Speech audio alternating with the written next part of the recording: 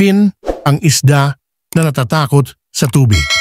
Sa kailaliman ng karagatan kung saan kumikinang ang mga coral castle at umuugoy ang mga seaweed forest, nabuhay ang isang maliit na isda na pinangalanang Finn.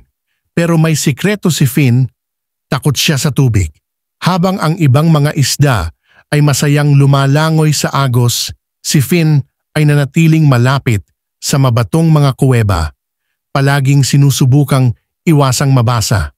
Ngunit bago tayo magpatuloy sa ating kwento, kung bago ka pa lang sa ating channel at mahilig kayo sa mga kagaya nitong kwento, ay maaari bang pakisubscribe ang ating channel na Vando Vlog at pakihit mo na rin ang notification bell button para sa maraming pang video na kagaya nito. Maraming salamat at magpatuloy na tayo. Ang kanyang mga kaibigan, si Bubbles ang seahorse at si Tilly ang pagong ay nataranta. Finn, isa kang isda. Paano ka matatakot sa tubig? Tanong ni Bubbles isang araw. Hindi ko alam, sagot ni Finn. Masyadong malaki ang alon, kinikiliti ng mga bula ang aking mga palikpik, at paano kung mawala ako sa kailaliman? Humalakhak si Tilly. Ngunit Finn, ang karagatan ay tahanan natin. Hindi ka maaaring magtago magpakailanman. Napabuntong hininga si Finn. Gusto niyang maging matapang, ngunit sa tuwing susubukan niyang lumangoy ng malaya, tumitibok ang kanyang puso at mabilis siyang bumalik sa kanyang pinagtataguan. Isang araw, isang malakas na agos ang dumaan sa bahura, dala ang isang maliit na clownfish na pinangalanang Pip na malayo sa kanyang pamilya. Tulong! Umiiyak si Pip, lumalaban sa umiikot na tubig. Nataranta ang lahat ng nilalang sa dagat, maliban kay Finn. Nakita niya ang takot na mga mata ni Pip at alam niyang may kailangan siyang gawin.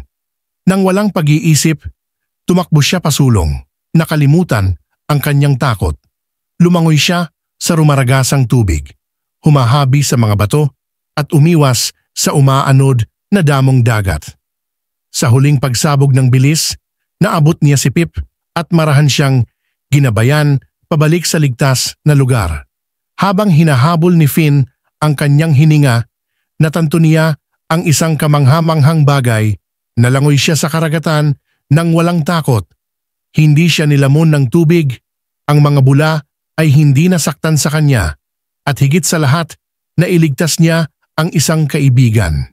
Naghiyawan ang mga kaibigan niya.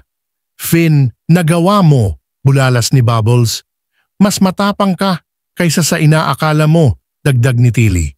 Mula sa araw na iyon, medyo kinakabahan pa rin si Finn sa tubig, ngunit hindi na niya hinayaang pigilan siya ng takot. Natuklasan niya ang kagalakan ng pagdausdos sa mga alon, paglalaro sa agos at pagtuklas sa mga kababalaghan sa kalaliman. At sa tuwing nakaramdam ng takot ang isa pang isda, si Finn ang unang nagsasabi, "Okay lang, dati natatakot din ako. Pero ang karagatan ay isang magandang lugar kung maglakas loob kang tuklasin ito." At kaya si Finn ang isda na dating takot sa tubig ay naging pinakamatapang na manlalangoy sa lahat.